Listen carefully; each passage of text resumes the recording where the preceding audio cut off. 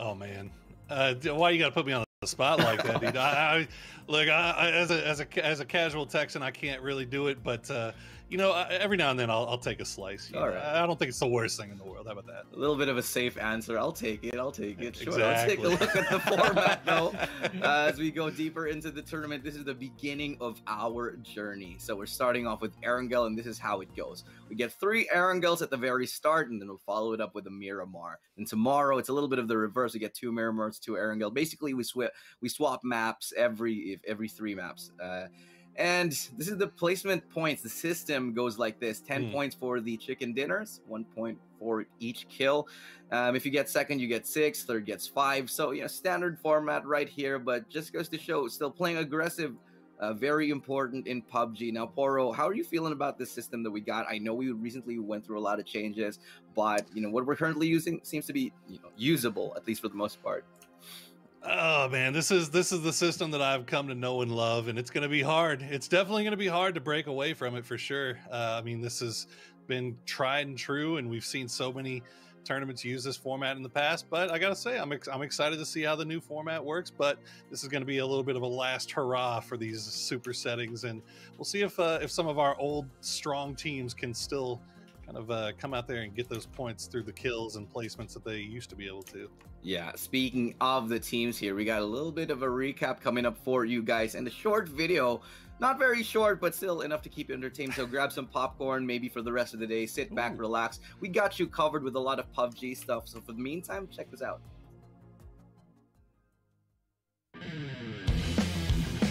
Welcome to the Asia Pacific Predator League 2021 Grand Final, with a total prize pool of $400,000 as teams from across the Asia Pacific battle it out. Angel, along with Trouble Maku and Gamers Lounge, are the representatives of the Philippines. Archangel steadily established their name via PUBG, competing in a steady stream of both local and international events in the past. Purple Mood Esport, coming in from Thailand, and Australia's Team Immunity were the second and third placers from the Predator League 2019 respectively. A notable moment from Thailand's Purple Mood Esport biding their time during the last match of the finals, destroying 3 other teams in a mountaintop Have some popcorn, maybe for the their slot as the first runner-up with Sharper White, edging them only by a mere 8 points. Precise gunplays, teamwork, and patience have been Japan's trademarks in the FPS scene. In match 10 of the Japan round, Detonation Gaming White won the round cleanly, but giving props to the number 2 team, Rascal Jester's Seeking Jaws. With 19 players left and being the last player alive in his squad, he managed to wait it out until there were 5 players left. He was eliminated by Danawa Says in the end, with both Detonation Gaming White and Rascal Jester representing Japan. Rounding up the rest of the tournament invites, we've got PUBG Asia's reigning champion Africa Freaks from Korea and Team Kursan, who will outlast, outgun, and outplay their enemies in a field of smoke grenades and explosions. Who will win the Asia Pacific Predator League 2021 PUBG Grand Final? And who will reign supreme across the Asia Pacific? Stay tuned for the Asia Pacific Predator League 2021 Grand Final.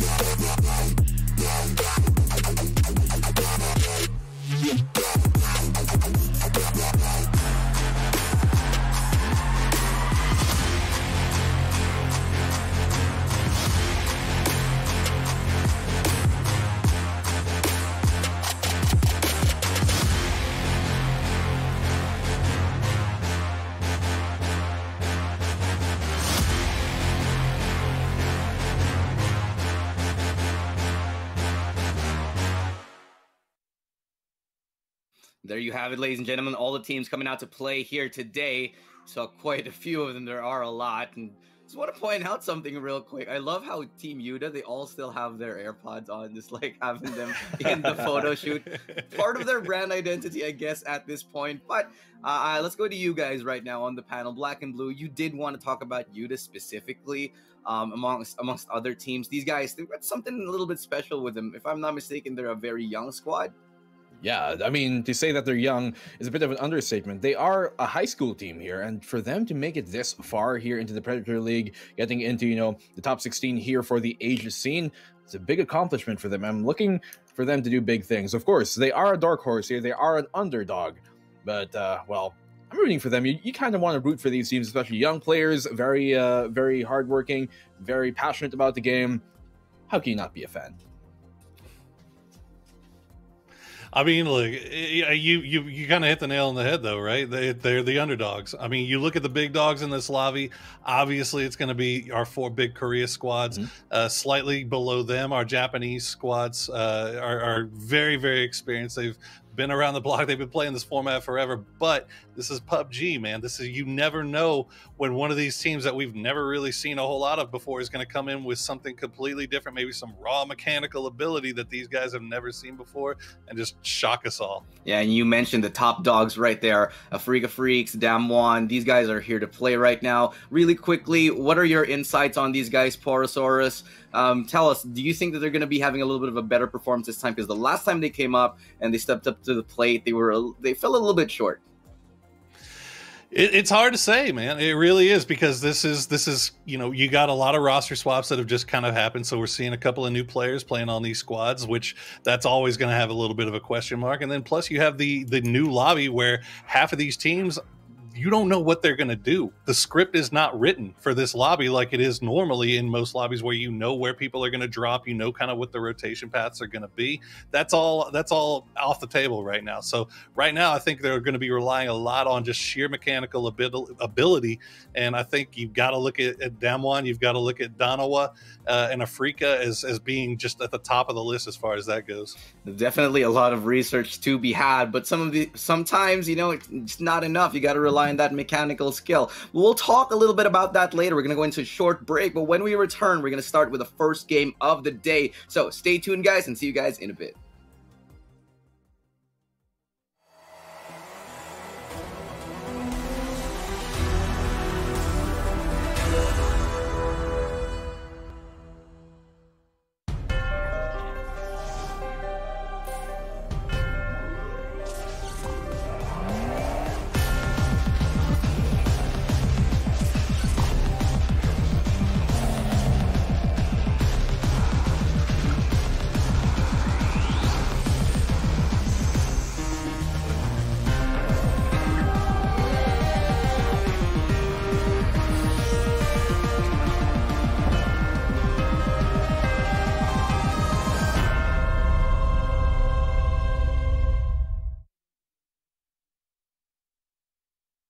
The Predator Cestus 350 is the first wireless gaming mouse in the Cestus line, and maybe the next to find a home on your mousepad.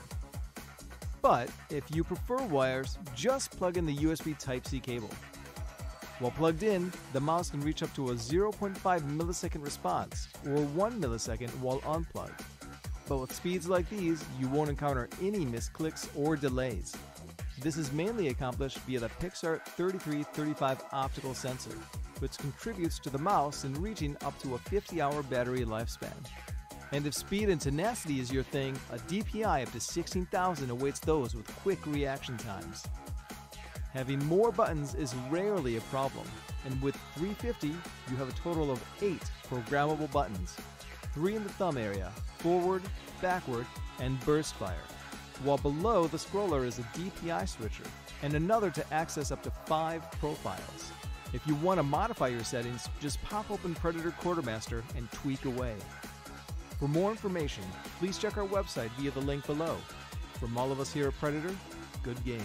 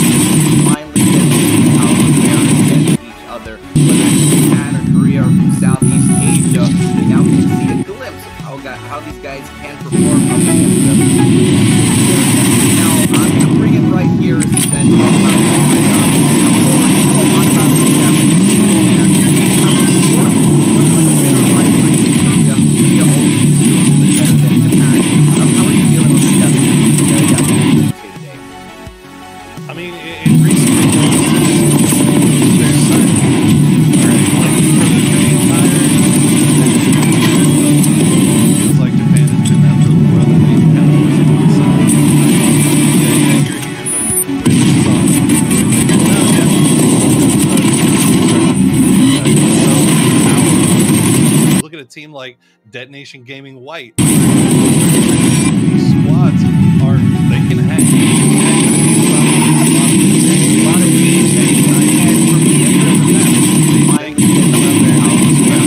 I would not be at all surprised. Now we take some of the lessons of how these guys can perform. Now I'm going to bring it right here and talk about right here.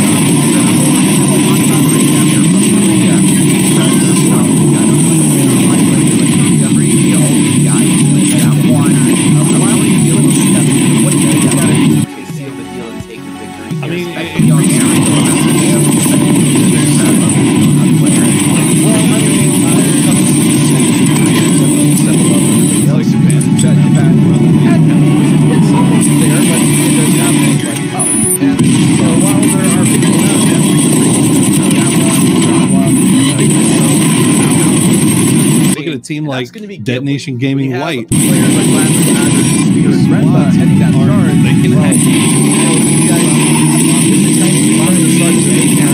On Erangel, their preferred drop spot is at Rozhok, right at the center of it all. And so, you know, these guys, once they come on in, they want to bring the action. I'm not going to be surprised if we can even get, you know, early engagements with it. Kind of engaged sometimes, even though, you know, teams would like to play safer. These guys, well, they like to bring the action. They like to come in hot, and I don't expect that they're going to really vie away from that here. You're going to try to assert their dominance, and I think at the end of it all, we might just have a new Korean king. We did get to touch on the maps a little bit earlier, but definitely not at length. So I'm going to get your thoughts on this. What do you feel about the fact that we're going to do 3 Erangels and then followed by 3 Miramars? Porokun, does this work out for you? How are the teams feeling about this current map rotation?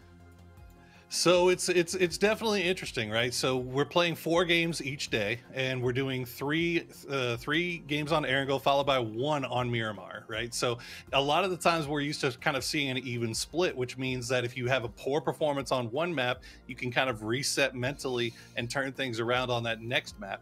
Well, you don't really get that much of a chance to do that here. So it's really requiring you to kind of be able to fix whatever issues you have. If you come in game 1 and game 2 and have a poor Erangel, you got to turn things around there for game 3, or else you're going to find yourself kind of down in the standings and trying to maybe rebound on that last map on Miramar. But it's gonna be interesting for sure.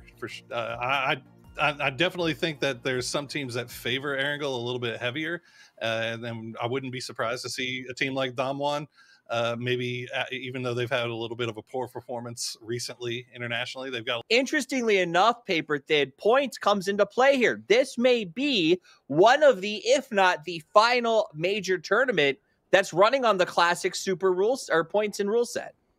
Yeah, so this is kind of maybe the last hurrah for that point system. We'll have to see. The classic super rules or points and rules might be kind of so this is kind of maybe the last hurrah for that point system. We'll have to see. The classic super rules or points and rules might be kind of so this is kind of maybe the last hurrah for that point system. We'll have to see. The classic because points and rules might be kind of so this is kind of maybe the last here that I'm pretty curious about system. We'll have to see. The classic points and rules might be kind of so this is kind of maybe the last that I'm pretty curious about system. We'll have to see. The classic points and rules might be kind of so this is kind of just fans.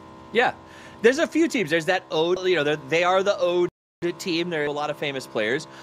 We've got what was my favorite? Maybe the last talk about them. They are a high school esports organization that has been given the chance here, Paper. You know, things here are not necessarily what we set out for a year ago. There've been some changes. Predator's done a great job of sort of rolling with the players. We've got what was my favorite? Maybe the last talk about